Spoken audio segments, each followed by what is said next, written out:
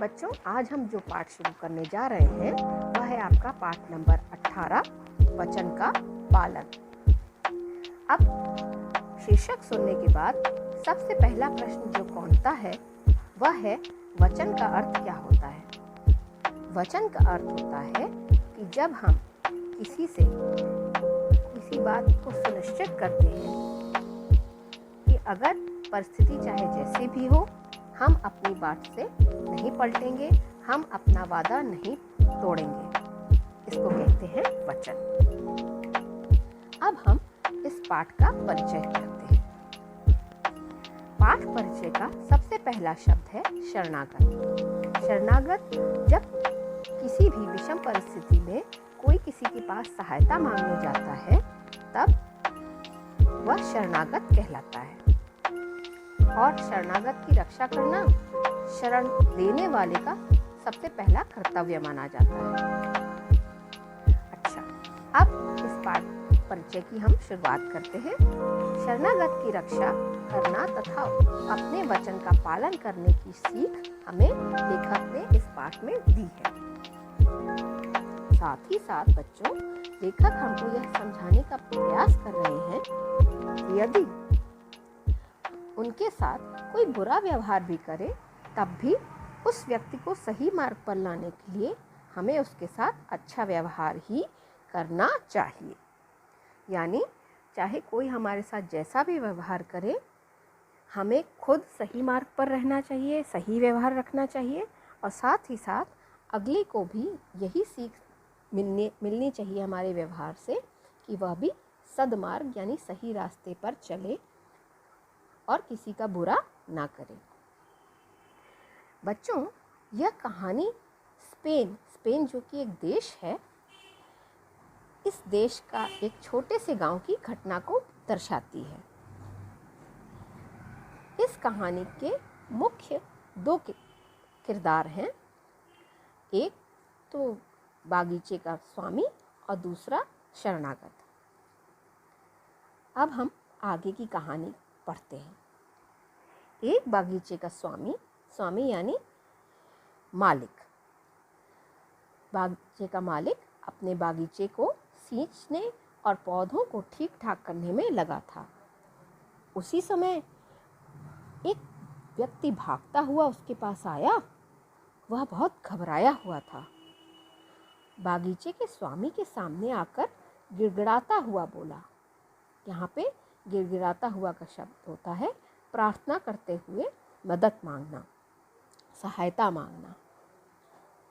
बागीचे के स्वामी के सामने वह व्यक्ति आकर गिड़गिड़ाता हुआ बोला, आप मेरी रक्षा कीजिए, मुझे कहीं छिपा दीजिए।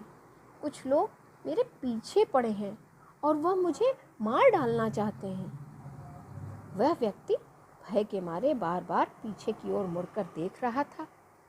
बागीचे के स्वामी को उस पर दया आ गई। उसने उसे एक कोठरी यानी एक कमरा दिखाकर कहा, जाओ उस कोठरी में छिप जाओ। रात को अंधेरा होने पर मैं तुम्हें यहाँ से निकाल दूंगा। थोड़ी देर में कुछ लोग एक मृत युवक को साथ लेकर वहाँ आए। बागीचे के स्वामी ने उस युवक को देखकर कहा, हाय मेरा बेटा, कहकर रोता हुआ उससे लिपट गया। मृत युवक उसी का पुत्र था। उन्होंने बतलाया, गांव के बाहर एक व्यक्ति इसे पीट कर इसकी छाती पर बैठा था और इसका गला दबा रहा था।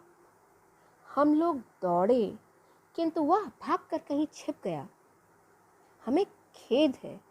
खेद का अर्थ होता है दुखी होना या दुख होना।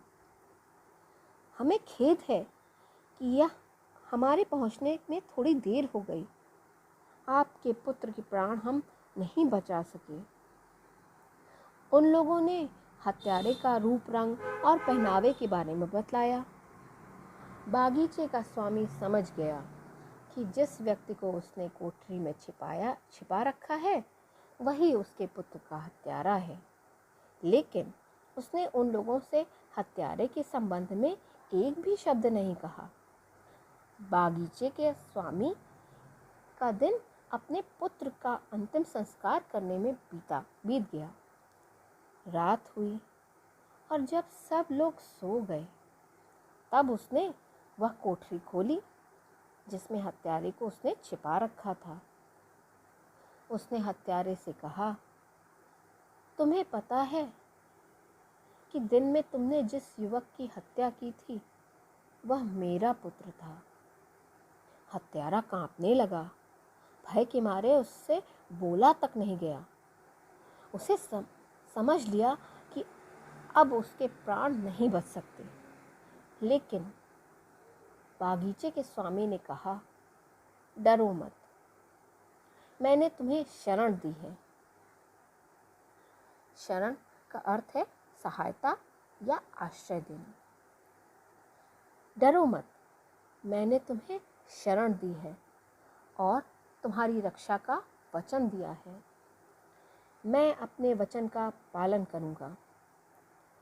मेरे खच्चरों में से एक खच्चर ले लो और उस पर चढ़कर रात ही रात में यहाँ से भाग जाओ। हत्यारा बागीचे के स्वामी के पैरों पर गिर गया और फूट फूट कर रोने लगा। बागीचे के स्वामी ने उसे उठाकर और कहा, मेरा मरा पुत्र अब लौट नहीं सकता।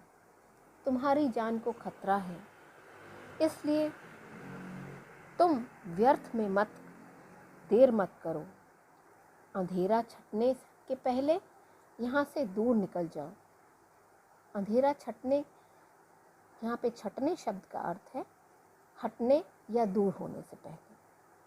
बच्चों, इस कहानी में देखिए, ये जो गृहस्वामी है जिसने उस हत्यारे को छुपाया था, पहले तो उसने उस हत्यारे को शरण दी। फिर जब उसको पता चल गया कि यह हत्यारा उसके बेटे का ही हत्यारा है, इस पर भी उसने अपने वचन का पालन किया और अपने द्वारा शरण दिए गए व्यक्ति की रक्षा की, उसके प्राणों की रक्षा की।